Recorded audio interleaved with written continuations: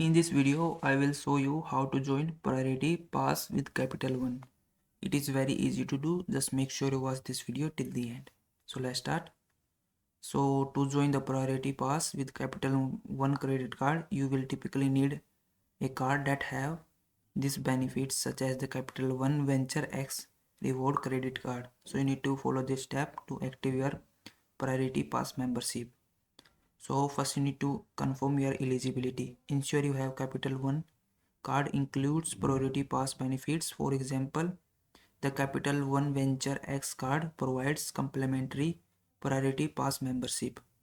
Then you need to log in your Capital One account.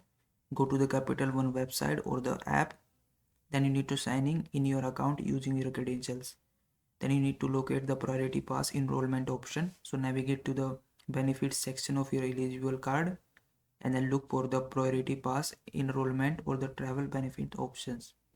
Then you need to enroll for the Priority Pass membership. Follow the prompt to active your complimentary membership. You will be redirected to the Priority Pass website to complete the registration.